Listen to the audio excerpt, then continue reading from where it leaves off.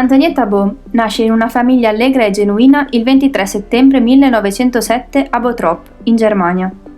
È la penultima di 10 fratelli. Sotto quel tetto si respirava la certezza che Dio era di casa e Maria era una di famiglia. Già in tenera età, Antonietta sperimenta la sofferenza della perdita di entrambi i genitori. Il fratello maggiore, Hermann, se ne prese cura e la crebbe come se fosse sua figlia. Pur frequentando un altro istituto religioso, Antonietta conosce alcune figlie di Maria Ausiliatrice, arrivate in Germania nel 1922. Chiede al fratello di avere maggiori informazioni su di loro e la domenica seguente Antonietta è in cortile a giocare insieme alle suore. La colpì la loro amabilità. Giocavano, cantavano, erano semplici, spontanee e gioiose. A un certo punto una di loro domanda: «Chi di voi vuole diventare missionaria?» Antonietta alza la mano.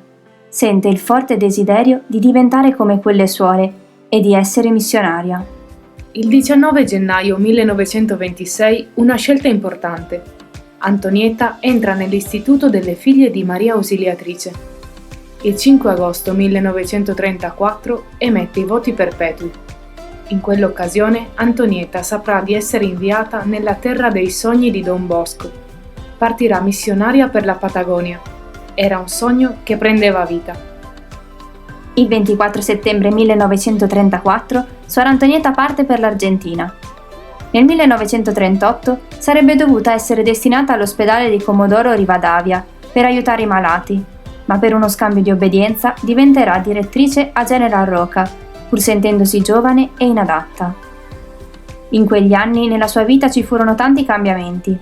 Nel 1941 Suor Antonietta viene trasferita a Junín de los Andes, terra di Laura Vicugna. Qui incontra la famiglia di Zefferino Namuncurà. Furono anni di intensa collaborazione con il salesiano Artemide Zatti. Vivevano come se in loro battesse un cuor solo e un'anima sola. Nel 1955 arriva Carmen de Patagones, trovando una delicata situazione politica e sociale. 2 anni dopo diventa direttrice a Bahia Blanca, dove c'era una grande clinica in cui prestava servizio. Nel 1959 la madre generale, Madre Angela Vespa, la chiama come ispettrice in Argentina, a Cordova. Nel 1965 diventa ispettrice in Perù e Bolivia, ma non finì il mandato, perché le fu affidata un'altra ispettoria. Ecco che diventa ispettrice in Messico nel 1969, terra intitolata alla Madonna di Guadalupe. Proprio grazie a questa forte devozione della gente a Maria, riesce a far avvicinare le suore agli indigeni. Nel 1973 riceve una statuetta di Maria da Madre Ersilia Crugnola. Questa sarà la sua vocazione: prestare tutta se stessa alla Madonna e farsi tramite delle sue benedizioni, ottenendo miracoli per chi era nella sofferenza. Si trasferisce a Villa Spem di Coacalco nel 1979, dove vive un apostolato di guida spirituale, grazie alla sua profondità nelle relazioni e alla sua bontà. Nel 1985 fonda l'Opera Sabatina, un servizio di aiuto per i poveri che porterà avanti personalmente fino al 2000.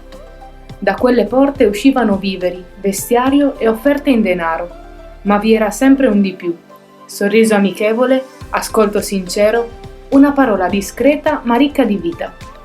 Il 27 aprile 2008, giorno di Pasqua, all'età di 101 anni, Suor Antonietta inizia il suo nuovo viaggio per il Paradiso, da dove continuerà a far lavorare più da vicino Maria. Il testamento che ci lascia è: fiducia illimitata in Maria, povertà vissuta con il cuore fisso in Dio, bontà accogliente per la gente, disponibilità alla missione. Aveva 100 anni di vita, 80 di vita religiosa, 74 di vita missionaria.